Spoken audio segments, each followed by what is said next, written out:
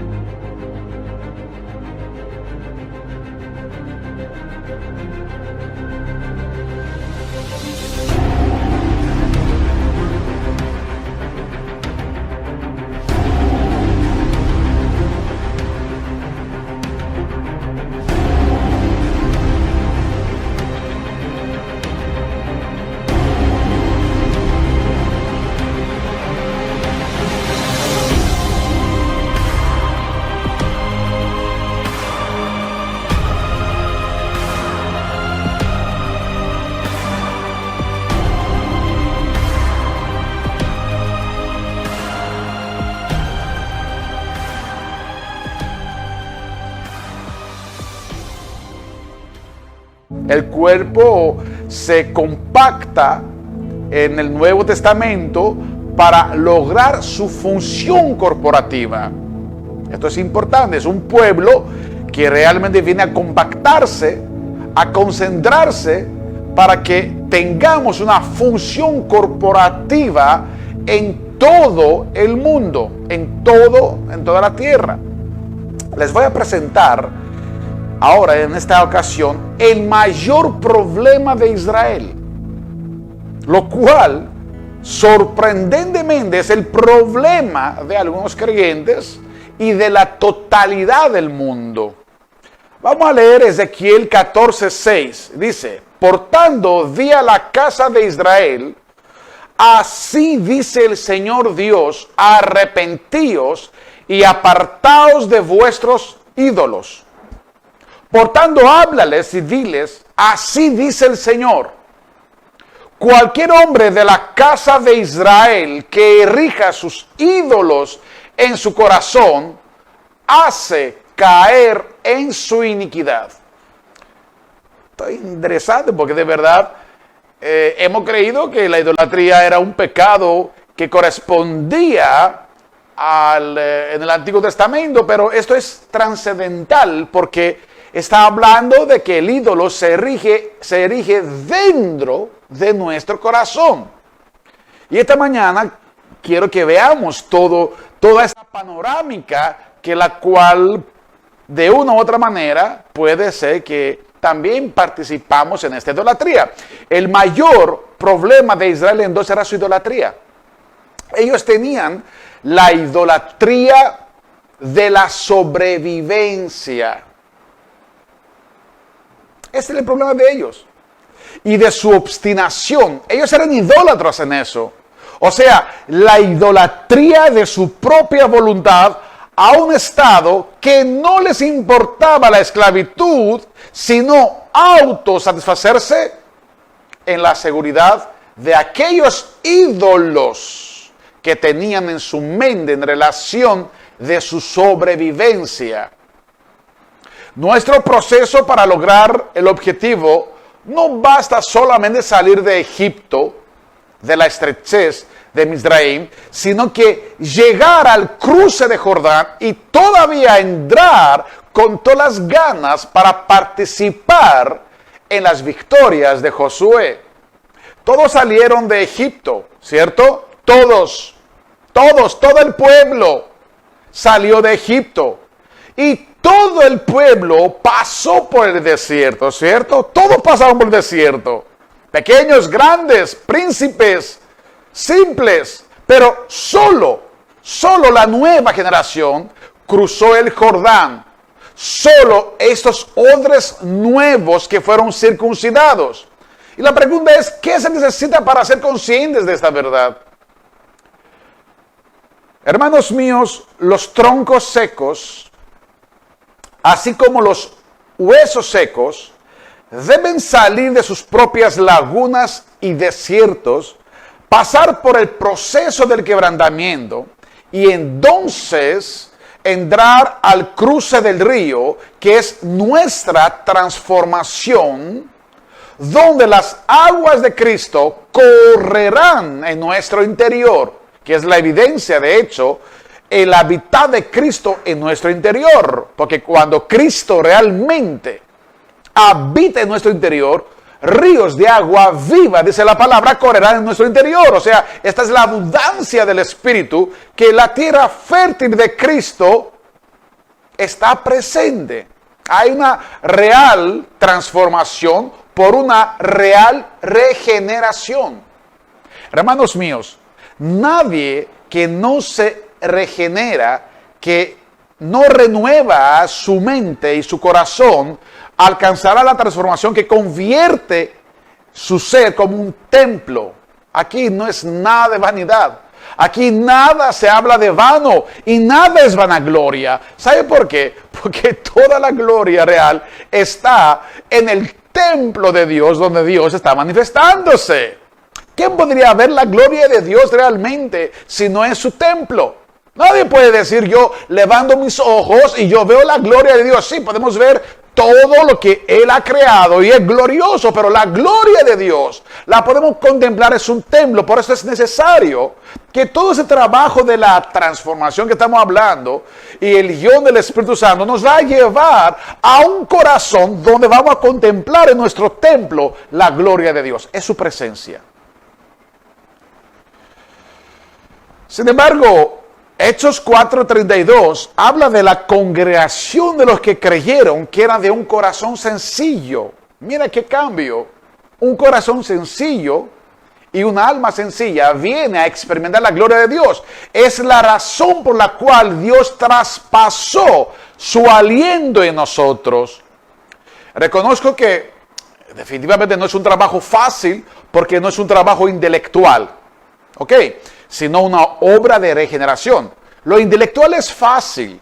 La mente puede capturar cualquier información y enseñanza, pero la regeneración requiere una negación, requiere un despojo y una negación de hábitos profundos, la cual nuestra carne se ha deleitado.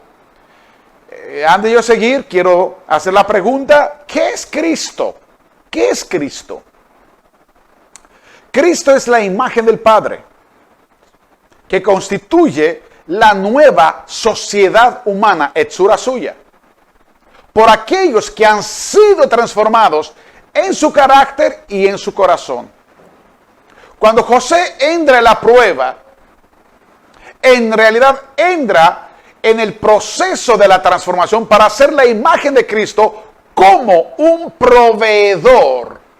Entonces, algo grande, lo hemos hablado en la anterior enseñanza. Es aquella imagen que producirá mucho fruto, porque solo esta imagen es la que glorifica a Dios. O sea, José podría quedarse en su amargura y hasta con todos sus derechos, ¿cierto? Además, fue vendido por sus hermanos, fue preso por una acusación falsa. Y todo esto podría realmente amargarle. Sin embargo, fue procesado para que aquel José que tenía la promesa podría llevar mucho fruto. En esto es glorificado mi Padre, dice Jesucristo en Juan 15:8, en que llevéis mucho fruto y que seáis así mis discípulos. O sea, así mis discípulos está unido con mucho fruto. Entonces, hay que llevar mucho fruto. El mucho fruto era el propósito de José. Es el propósito de Josué, es el propósito de Cristo y es el propósito de la iglesia de Cristo. Ahora la pregunta es, ¿qué significa llevar mucho fruto, cierto? ¿Qué significa llevar mucho fruto? Mucho fruto significa ser proveedor por su espíritu y manifestar su espíritu. El mucho fruto tiene un contenido amplio que te hace proveedor por su espíritu, manifestando su espíritu. El fruto es el don del Espíritu Santo. Cuando Jesús habla acerca de llevar fruto, hermanos míos, fíjese bien que lo relacionan con el permanecer en Él. Hoy van a escuchar cosas muy interesantes y muy particular porque tiene que ver con nuestra obediencia, que muchas veces la hemos distanciado de lo que es estar en la voluntad de Dios. Los pámpanos, hermanos míos, que permanecen en la vid, participan en la rica savia. O sea, ellos mientras están permaneciendo, se convierten ¿en qué? En fruto. La hoja se convierte en fruto. O sea, desde la hoja van a surgir los frutos. Todo está en la raíz. Los pámpanos manifiestan la característica de la raíz. Dependiendo de la raíz que están los pámpanos en la vid, van obligatoriamente a manifestar ¿qué? Fruto. Si no permanecen, lamentablemente no lo van a ver este fruto. Esto muestra que los que manifiestan en sus vidas mucho fruto, entonces, son quienes en realidad están unidos en el Espíritu. Sencillo. No puedo decir que yo amo a Dios. Lo dijo también Juan. El que ama a Dios guarda sus mandamientos. Esto no es nada intelectual. Esto no se trata de ser emoción. No es de propia voluntad. Esto es un plan que Dios lo ha sujetado en la regeneración del hombre. El fruto tiene su origen, mis hermanos. Llevar el fruto del Espíritu no es opcional en la vida cristiana, sino es el resultado de las indicaciones del mismo Espíritu Santo que está dentro, como rica savia, al interior del hombre. En los pámpanos, los que andan en el Espíritu. Es el Espíritu que nos indica qué hacer y no por los sentimientos. Y es la diferencia por la cual realmente los hombres andan por una razón, un raciocinio, lo cual está por el mundo exterior, por una lógica y por sus sentimientos. Entonces, es tan urgente la comprensión de esto que Jesús advirtió que cada pámpano que no da fruto es quitado por el Padre. Estamos pensando esto. Entonces, esto está muy unido, que el que tiene se le dará más y el que no tiene se le quitará lo que tiene. Tal pensamiento no debería desanimarnos, por supuesto, sino que debería despertarnos en este momento, en esta temporada, a tomar esto con más seriedad, y debería ser una inspiración para que yo pueda tener una comunión con Él y ser realmente en la posición correcta. No desperdiciamos el fruto que el Señor nos quiere dar. Requiere una entrega total de nuestra voluntad, de tal manera que el fruto del Espíritu puede brotar en mí en lugar de mi propia voluntad y naturaleza. Entonces, para entrar el aspecto espiritual de la obediencia, que quiero dar una buena enseñanza en relación con la obediencia, tenemos que concientizar, mis hermanos, de qué se trata el hombre carnal.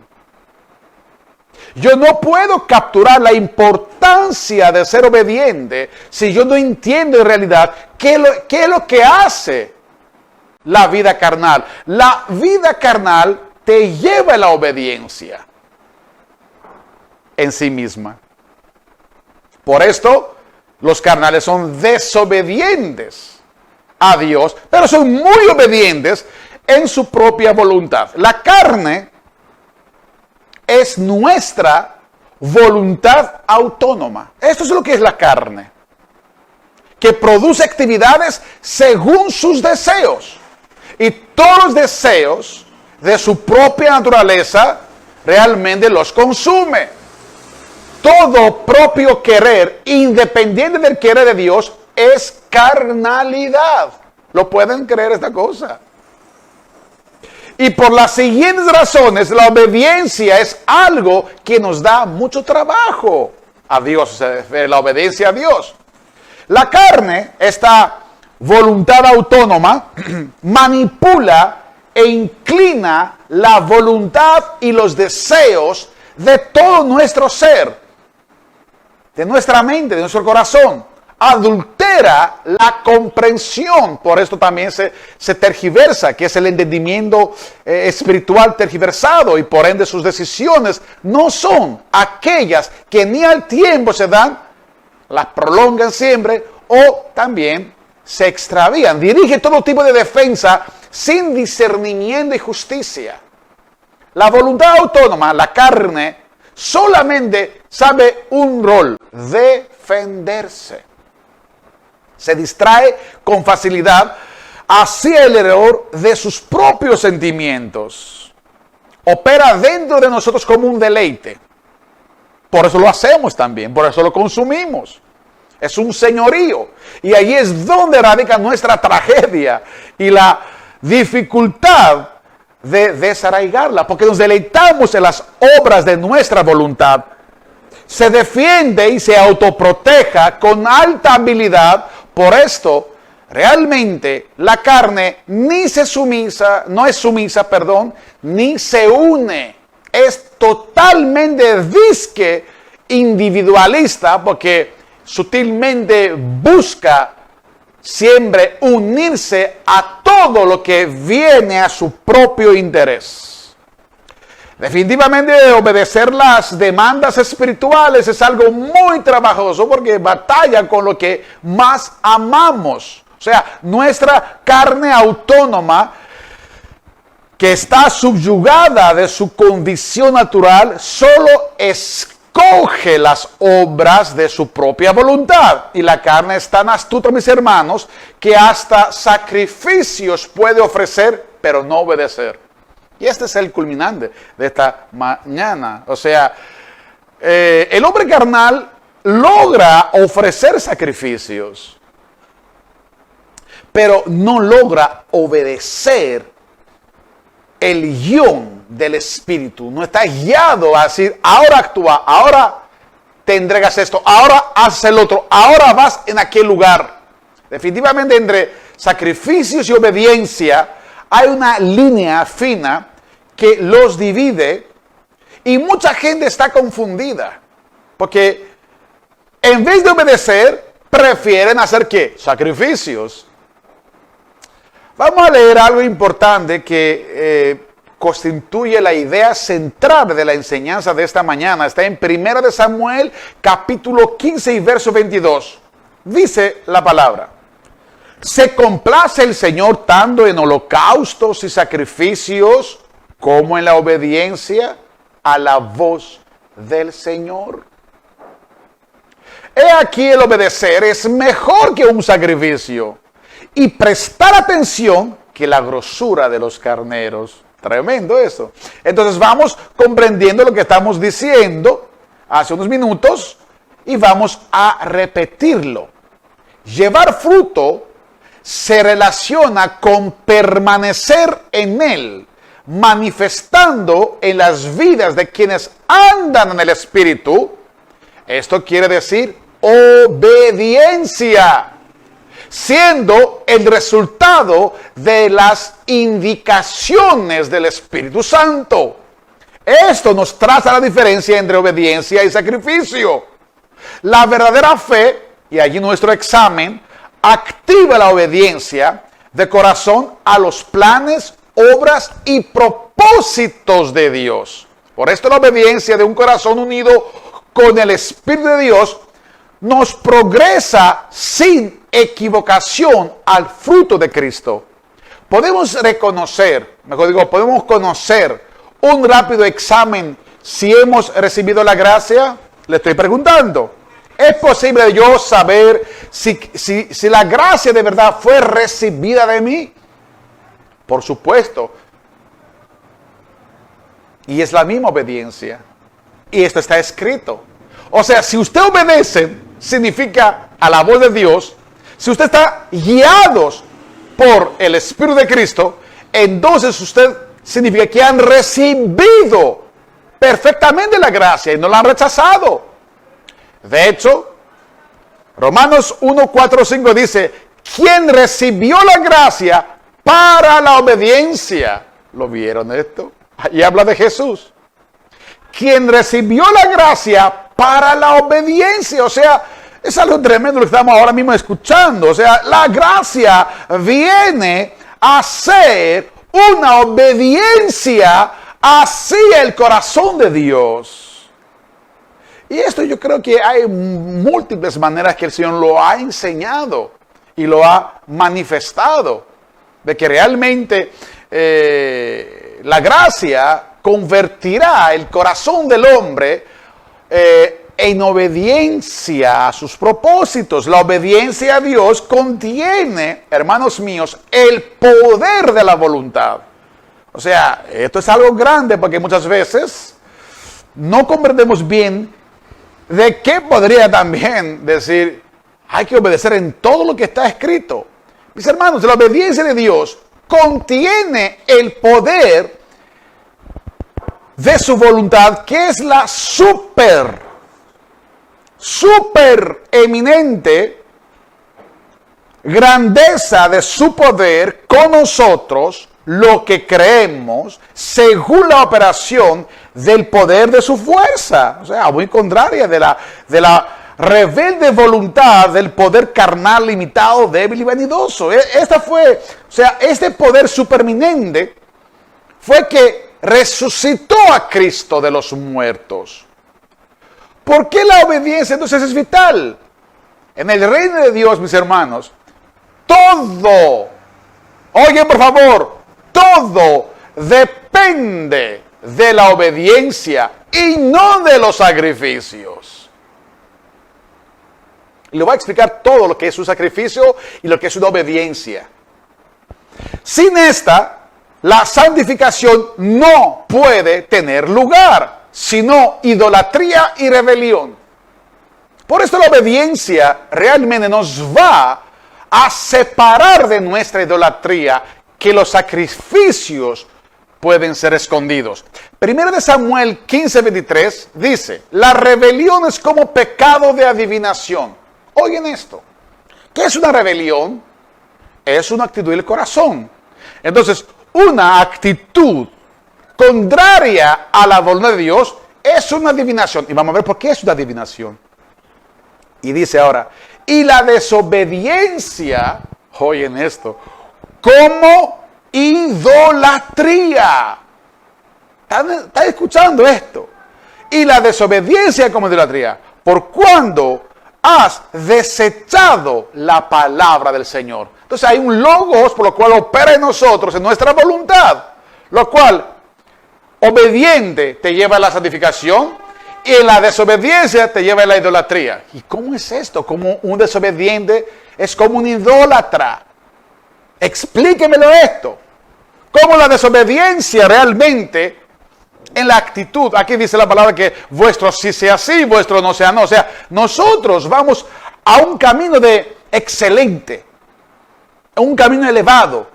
O sea, nosotros vamos a convertirnos, nos estamos convirtiendo en la imagen del Padre, de Dios creador del universo. O sea, claro que Él puede apostar, entre comillas la palabra apostar, de que nosotros podemos alcanzar esto porque Él nos creó y Él sabe lo que su espíritu puede hacer. Ahora, requiere obediencia.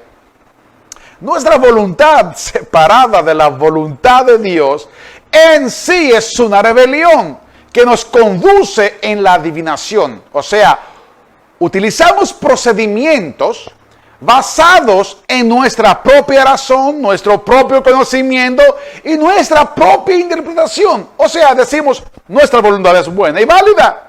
Y esto nos hace ejecutar planes, para los cuales nos califican como adivinos. ¿Por qué? Porque no eran los planes de Dios, no eran los procedimientos de Dios, no era el propósito de Dios.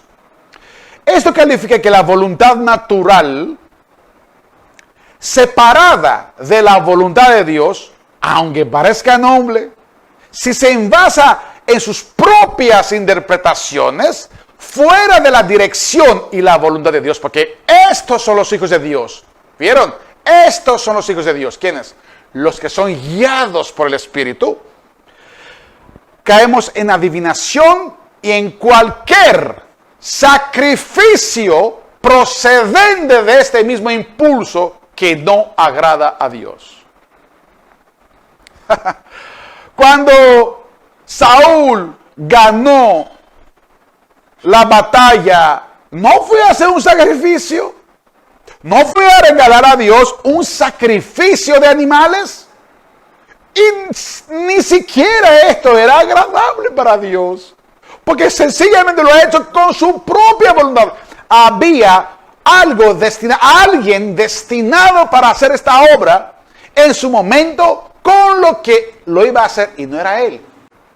Este impulso es resultado de una desobediencia, y esto nos califica idólatras porque nosotros preferimos nuestra voluntad.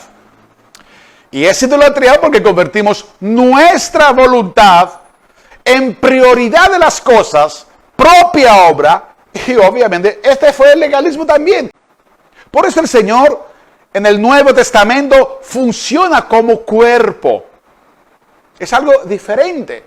La palabra cuerpo no la podemos leerla o comprenderla si somos antiguo testamentarios. Solamente en el Nuevo Testamento se habla de algo corporativo, de una unidad, por lo cual la congregación, la asamblea, se compacta de tal manera que funciona como una unidad. Esto es lo que quería el Señor desde el principio. La primacía de nuestro conflicto entre nuestra dualidad natural y espiritual está en el conflicto con la idolatría. Califico que la desobediencia es una voluntad que nos conduce y es idolatría. Entonces la obediencia es la obra espiritual por la cual nos lleva a la santificación, mis hermanos. Esto es impresionante lo que estamos escuchando. El hombre natural es ególatra. Entonces, si es ególatra, ¿cierto? Si es ególatra, el hombre natural, toda voluntad de él, ¿qué es? Egolatría. Sencillo. El hombre espiritual, ¿qué es? Es ególatra, no, es un adorador. En el espíritu, en verdad, ya sabe. Sabe que es un miembro del cuerpo de Cristo y actúa coordinado en el cuerpo de Cristo. El deseo de la carne es contra el espíritu contra la carne, y ellos dos se oponen. Claro que se oponen. La egolatría con la adoración. Siempre he enseñado que nosotros lo hagamos en lo secreto, porque ahí está la adoración y lo que funciona como forma corporativa. La propia sentencia natural es que hemos convertido nuestra voluntad en adivina. Así mismo, adivinamos que esto es así y así lo quería el Señor. Entonces procedemos a la voluntad propia. Es rebelde y es idólatra. Si os preguntamos cuál es el pecado que mayormente el Señor ha reprendido en la historia bíblica, podemos afirmar categóricamente que fue el adulterio y la idolatría. Que quisiera hablar mucho del adulterio en otra ocasión. Ambas procedentes de una voluntad separada de Dios en realidad y muy autónoma en su voluntad, ególatra y rebelde. Niéguese a sí mismo, como nos exhorta Jesús, en realidad se interpreta, niéguese vuestra idolatría, vuestra voluntad idólatra, y lograr cumplir toda la ley por el amor de guardar su palabra, que es la voluntad de Dios. ¿Me está entendiendo? En este caso, nuestro deber es luchar no solo contra el sometimiento externo, sino también contra el sometimiento interno que implica nuestra sumisión. Nosotros no buscamos ni ídolos ni patrocinios, sino el cuerpo de Cristo que está funcionando corporativamente para el propósito de Dios y a la forma completa, como Él lo hace siempre. Pero esto requiere unidad. Por eso la última oración de Jesucristo para su iglesia estaba en la unidad. Porque en la unidad se logra todo lo que estamos hablando. Por eso Filadelfia, en su forma espiritual universal, es el amor que se une y comprende la voluntad de Dios y funciona como un solo cuerpo. A medios. O sea, tenemos que nosotros dejar esta sumisión a medios de apoyo que nuestra vista se ha fijado. Mes tras mes, año tras año, temporada tras temporada. Mientras más rápido lo puedes entender, esto va a ser una gran bendición para tu vida. Va a ser, mis hermanos, que tú te vas a hacer libre y útil para la obra del Señor. No sumisión hacia la protección del hombre, hacia la confianza del hombre, que nuestro corazón se ha fijado. Así mismo como está escuchando. Si usted está todavía fijando en la protección del hombre, definitivamente no puede comprender cómo va a funcionar el cuerpo de Cristo. José fue procesado para dejar claro el plan de Dios sobre sus hermanos y no parecer ante ellos como un ídolo, un patrocinio o una fortaleza. Yo creo que si yo medito de que la iglesia primitiva lo hacía con esta manera, o sea, escondida y secreta, yo creo que por ahí viene la cosa que estamos hablando. Porque el Espíritu, lo que quería conducir la iglesia primitiva, era a que sea un proveedor, no fuera de ser el cuerpo de Cristo, que es un adorador. O sea, proveedores por medio de la adoración, porque si no, podríamos ser proveedores por medio de la egolatría. Estamos hablando aquí, iglesia. Esto es muy profundo. Dios quería mostrarse sobre su pueblo algo más grande que una simple fortaleza que José se presentó ante sus hermanos, sino un plan y un gran propósito. Ahora, el que tenga mente, el que tenga oído que oiga, el que tenga mente entendida, que entiende lo que voy a decir. O sea, el plan y propósito era realmente lo que el Señor quería exponer a través de todo lo que Él ha orquestado y desviar sus ojos ante cualquier ídolo. Por esto el Señor siempre ha hablado que todo sea en lo secreto, para que se vea el plan y no algún ídolo que nuestra voluntad tiene tendencia a buscar. ¿Qué es un ídolo? La primera respuesta que puede ofrecerse a esta pregunta es que no es Dios. O sea, cualquier cosa que no es Dios es ídolo. Cualquier cosa. Pero no Dios mismo. Dios es el valor supremo y fin, y no es ningún artefacto hecho por el hombre. Dios utiliza el hombre para su gloria, la cual no la comparte con nadie. Por esto muchos han sido hasta idólatras de muchas de las bendiciones. Hablo de bendiciones realmente, aquí hasta bien materiales, que se recibe mucha gente. Viven solamente para los peces y los panes. El ídolo es un sustituto. Lo dijo Jesucristo, no vienen para mí. En realidad vienen para los peces y para los panes. Esto era una idolatría, un objeto, una idea. personas e instituciones a las que el hombre deposita sus pasiones, fortalezas, temores y deleites, y al tiempo que se fortaleza y es suficiente. Por esta deposición que el hombre hace en ella. Entonces, es nuestra voluntad de apego a los ídolos que nos conducen en este empobrecimiento y vacío a que efectuamos nuestra confianza y depósitos continuamente, solamente para cubrir necesidad material. Esa es la razón que se pide que no seamos realmente ególatras en propia voluntad, sino que seamos ¿qué? Que seamos adoradores en la voluntad de Dios. Solamente la voluntad de Dios nos convierte en adoradores. Cumpliendo su voluntad, somos en el espíritu en verdad los verdaderos adoradores. Y tales busca el Señor. El ídolo es la forma alienada de la experiencia de sí mismo y para sí mismo que tiene el hombre. O sea, la negación, mis hermanos, de la idolatría implica en última instancia una distinción radical entre el amor a la voluntad de Dios y el amor a nuestra voluntad. Yo creo que hoy estamos aprendiendo algo. En algo el Señor nos está llevando, ¿cierto?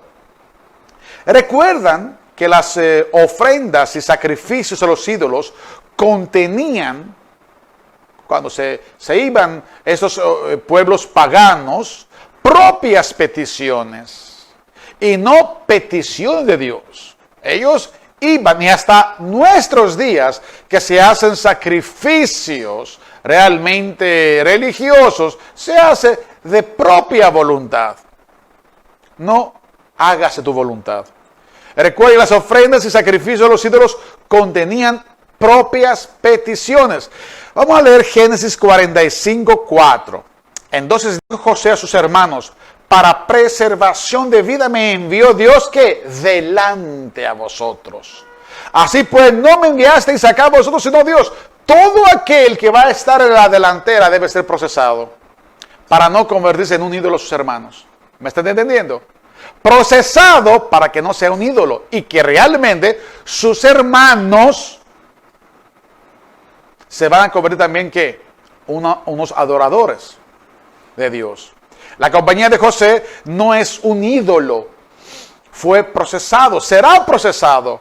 Conoce el origen de las cosas, por esto no se inclina a lo que no les mandó a Dios. Son enviados que van delante de otros por orden de Dios. Muy distinto de nuestra voluntad adivina. Sí, lamentablemente es así. Como nos está escuchando, el riesgo de la idolatría es inherente a la función de su voluntad y no la nuestra. Atención a este punto delicado sobre la idolatría de los objetos y la adoración a su voluntad. Nuestra voluntad nos va a convertir, como dice la palabra en 1 Samuel, idólatras obstinados.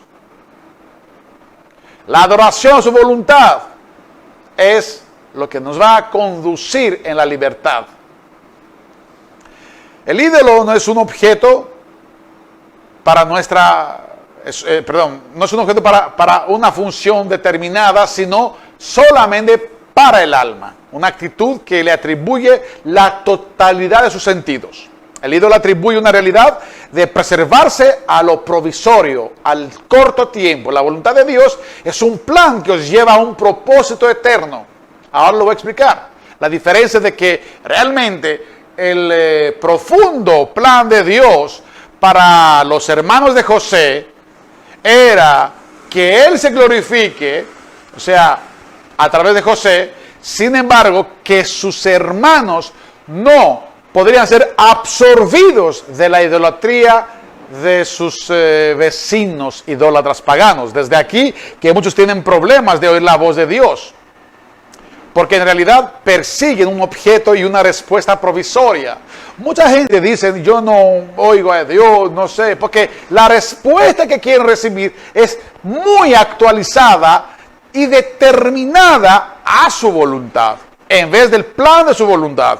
El orden es: haga su voluntad. Entonces, en una situación, oigan por favor, que usted se encuentra en una situación difícil, adversa, desde escasez hasta decisiones de matrimonio.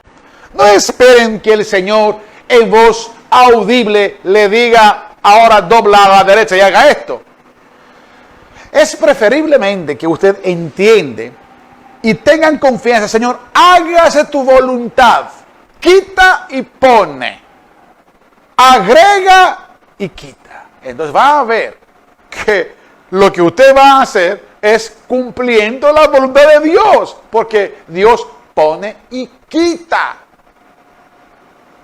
José fue adelante de ellos para cumplir el plan de Dios ante una nación que entraba en la hambruna.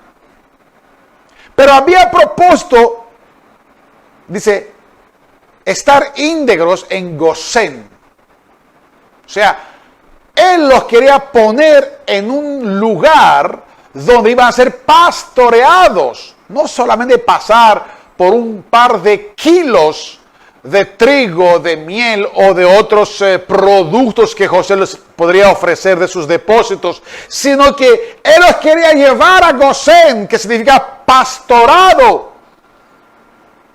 Pastos, ser pastorados para pastos abundantes, en vez de estar asimilados con las diversas naciones paganas que les podrían ofrecer también ayuda. ¿Qué no?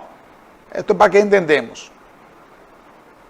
Los ídolos son todas entonces las creencias y las confianzas, aún las propias, fijadas al propio sentido, impulsos de la voluntad idólatra. Dios nos anunció que tiene más de lo que entendemos. Él tiene más de lo que tú necesitas. Él te va a dar más de lo que tú crees que tú necesitas. Más que de nuestros caminos, que todos juntos pueden ser no más que una idolatría y nuestro fracaso. Adivinación de error, obstinación de nuestra rebeldía. Hermanos míos, la actitud idolátrica frente a la revelación consiste en negar y ser indiferentes en la voluntad divina y todos sus propósitos. Por esto queremos muchas veces oír la voz de Dios en un momento y no la escuchamos y no la vamos a oír. Tenlo por seguro. Porque Dios lo que hace es pone y quita. Entonces tú tienes que saber, ser guiado por el Espíritu. Enfocarse en sí mismo es lo que nos va a costar a seguirle. Por esto, el que no se niega no es digno de él porque es seguidor de su propia idolatría. No es apto del reino el que mira a sus ídolos. Todo esto está escrito. Es tiempo de obediencia y es tiempo por lo cual ya nuestros ídolos del corazón deben ser totalmente destruidos para estar en el lugar correcto, en el tiempo correcto y que sea quitado lo que no conviene y sea puesto en lo que conviene. La obediencia no es una obstinación porque en realidad es un corazón que ha sido preparado para amar la voluntad de Dios, vivir por ella y existir únicamente para sus propósitos. Eso es lo que yo voy a enseñar en el resto de mi vida. Esto es lo que yo entiendo que es el cristianismo, vivir para Dios, amar su voluntad. Y el curso de nuestra existencia simplemente glorifica a Dios. ¿De qué sirve si yo vivo por mí mismo y la paso muy bien? Yo estoy en los lugares por los cuales de verdad mucha gente se deleita en estar, pero en realidad yo no cumplo la voluntad de Dios. ¿Saben que los sacrificios pueden ser una obstinación? Y la hace la carne. Y los idólatras también. La diferencia entre Caín y Abel, ¿han pensado qué podría ser?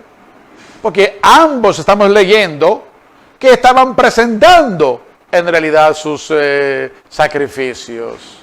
Pero ¿por qué el sacrificio de Abel era sublime delante del Señor? Era muy agradable, pero lo de Caín no lo era. Porque Caín ofrecía sacrificios obstinados, mientras que Abel tenía un corazón obediente. todo lo hacía por un corazón que se deleitaba en obediencia a la voluntad de Dios. Él lo hacía por una obediencia deleitosa. Él estaba esperando el momento y el tiempo para hacer aquellas cosas que le correspondían hacer. En el cuerpo recibimos gracia y verdad, la cual nos es dada de Dios debido a que el cuerpo ya fue sacrificado. Entiéndelo esto. Ahora nos deleitamos en la perfecta voluntad de Dios. Y sí es verdad que algunas cosas podrían parecer sacrificios, pero si no están dentro de la obediencia, porque dice la palabra que el sacrificio ahora vivo, ¿cuál es? Nuestro cuerpo. Pero si lo hacemos obstinadamente, hermanos míos, de nada vale lo que estamos haciendo. Esta mañana quiero decirles que el cristianismo es de hacedores. Y los hacedores son los que obedecen la fe.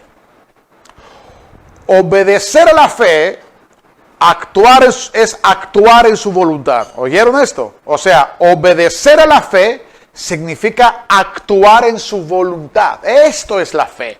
La fe la tenemos para que nosotros podemos cumplir su voluntad, porque el mundo no la puede hacer. El mundo no puede cumplir la voluntad de Dios porque no tiene fe. Nosotros tenemos fe. Y la fe apunta a la voluntad de Dios. Por eso decía Santiago, no reciben porque ustedes piden para sus propios deleites. O sea, la fe no funcionaba para ellos mismos. No reciben. Pero si reciben según su voluntad, ya lo tienen. Es tremendo. La fe del nuevo pacto es dada para obedecer. Vamos a leer Ezequiel 11:19. Y les daré un corazón para que anden y guarden y cumplen. El corazón del nuevo pacto está hecho para hacedores, para obedecer. Por esto Filipenses 2:12 dice, nos revela esta verdad, amados míos, como siempre habéis obedecido. O sea, siempre obedecer es el acto natural del hombre regenerado. Porque Dios es el que en vosotros produce. ¿Oyen esto? Así el querer como el hacer por su buena voluntad. O sea, el regenerado obedece en realidad. ¿Por qué? Dios pone en él el querer y el hacer para cumplir su voluntad. Esto es hermoso. O sea, esto es una caja de regalos completa, cuadrada, preparada para todo regenerado. Amén. Perdón. Obediencia y el poder de su querer y hacer están unidos para alcanzar entonces que la perfecta voluntad de Dios. No hay otra manera. Dios comienza a obrar su voluntad en nosotros por medio de nuestra obediencia. Lo voy a repetir. Dios comienza a obrar su voluntad en nosotros por medio de nuestra obediencia. Por la gracia del nuevo pacto que nos ha entregado y nos ha otorgado a nuestro corazón. Un corazón nuevo, por lo cual realmente está obedeciendo en forma de deleite.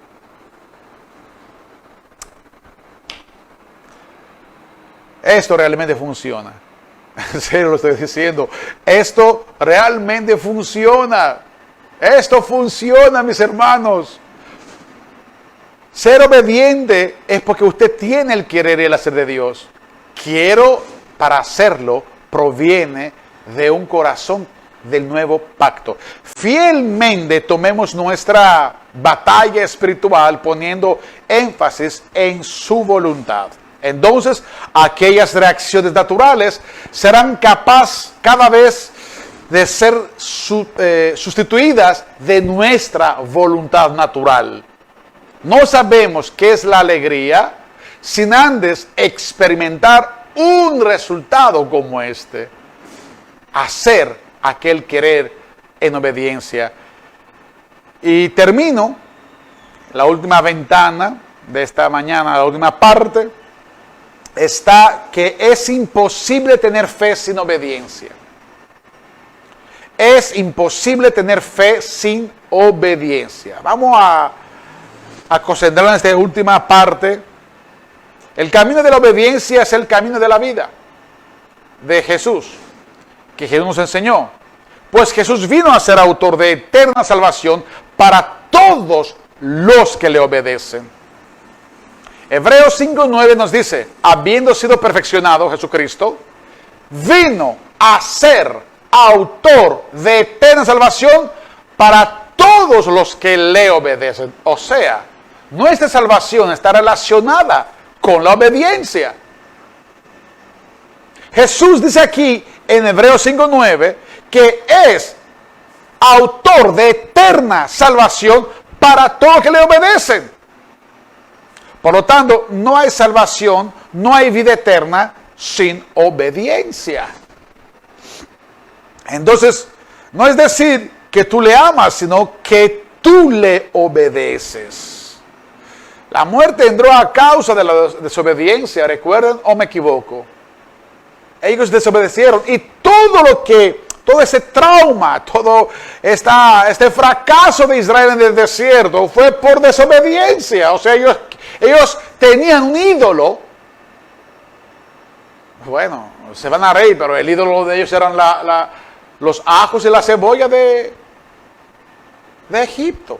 Este era su ídolo, porque cada vez que tenían un problema, lo que aparecía en su imagen, en su mente, era este deseo, esta confianza.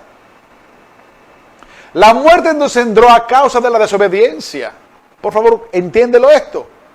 Pero vida e inmortalidad entra a causa de la obediencia. Un camino nuevo se abrió para nosotros por la obediencia de Cristo. Para nosotros podemos sacudirnos y aislarnos de la idolatría de nuestra voluntad, que cada vez puede presentar hasta obras nobles, pero realmente no en su forma corporativa, que el Señor nos ha llamado como cuerpo de Cristo. Ningún solo paso se puede dar en este camino sin una obediencia personal. Todo lo que necesitamos para llegar a ser obedientes se nos fue dado en y a través de Jesucristo. Y todos los que quieren y han recibido la gracia, que fue impartida la gracia, tienen acceso a esto día y noche. Alabado sea su nombre. ¿Qué podría estar más claro, mis hermanos? Y sin ambigüedades, que la bendita palabra de obediencia que nos habla Santiago es más clara que el cristal. Usted sabe que había un tiempo en que yo no podría entender realmente a Santiago, porque Santiago llega a interpretar la fe de Pablo. Hermanos míos, ¿de qué aprovechará si alguno dice que tiene fe? ¿Cómo que no podría aprovechar mi fe y no tiene obras? ¿Podrá la fe salvarle? Pero Efesios dice que somos realmente salvos por medio de la fe, ¿cierto? Por gracia. Claro, porque esta fe te va a llevar a la obra. O sea, si esta fe que tú has recibido por la gracia es genuina, te va a llevar en la obediencia del querer y el hacer. Eso es lo que quiere decir. O sea, decir que yo tengo fe sin que tú seas obediente al querer y el hacer de Dios, lamentablemente, me parece que aquí el Señor dice, ¿podrá este tipo de fe salvarle? Entonces, como que si fuera, hay 2, 3, 4 tipos de fe, pero solo una fe salva. Es la fe que te conduce al querer y el hacer de su perfecta voluntad. Así también la fe, si no tiene obras, o sea, obediencia, es muerta en sí misma. También los demonios creen, dice la palabra. O sea, ve que hay una fe muy parecida de los demonios. O sea, existe Dios, sabe que es poderoso, pero me cuesta obedecerle. Más quiere saber, hombre vano, que la fe sin obras es muerta, porque como el cuerpo sin espíritu está muerto, así que la fe sin obras está muerto. Yo creo que esta mañana concluimos con la idea de que la gracia nos entrega la fe. La gracia nos entrega ¿qué? La fe. La fe nos entrega la obediencia. La obediencia es el querer y el hacer de Dios. Y esto nos va a conducir no en la idolatría, sino a ser adoradores en el espíritu de verdad, que es su voluntad. Mientras solo la obediencia nos va a conducir a ser adoradores. Padre, gracias por esta mañana y por la palabra que tú nos has impartido a oír en esta ocasión.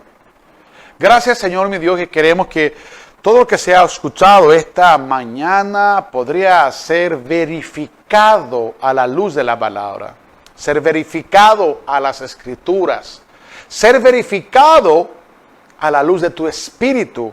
Si todo lo que estamos aprendiendo, si todo lo que estamos puestos, realmente estamos en la obediencia de su perfecta voluntad. Padre, tú no has apagado nunca el deseo de impartir la palabra en esta ocasión por Filadelfia. Estamos siempre, Señor mi Dios, fieles en lo que tú nos has hecho. Ahora yo te pido, Señor, que tú levantas este ejército, esos troncos secos que han pasado y están pasados de sus procesos, esos huesos por los cuales tú vas a articular perfectamente para hacer un solo ejército, un nuevo hombre, un nuevo cuerpo, y va a obrar vinculados en tu espíritu en cualquier lugar, en cualquier condición que tú los has preparado. Padre, levanta tu pueblo con voz y con unidad para que sean uno, para que el mundo crea. Mis hermanos, Dios les bendiga grandemente y espero que esta enseñanza de esta mañana y tarde ha sido para su beneficio. Los tiempos sí son difíciles, pero ¿y qué de eso? La iglesia siempre ha pasado. Y quiero aclarar algo porque ayer me hicieron una pregunta que automáticamente cayó. Me dice, si yo amo a mis hijos, ¿los dejaría pasar por la gran tribulación? La respuesta es que la iglesia siempre ha pasado de tribulaciones. Y la mayoría de las tribulaciones terminó con mucha sangre. Basta leer 1 de Tesalonicenses capítulo 1. Lo que pasa es que hemos dado mucho interés a lo físico y natural y no a lo espiritual. Porque, dice Pablo, y esta es mi respuesta para todos que lo sepan, morir es ganancia y el vivir es Cristo. Entonces, ¿cuál es el problema si yo paso de la gran tribulación o de cualquier evento que Dios ha permitido? Si para el morir, y yo lo creo esto, es ganancia. Dios le bendiga y hasta el próximo sábado. Dios le bendiga.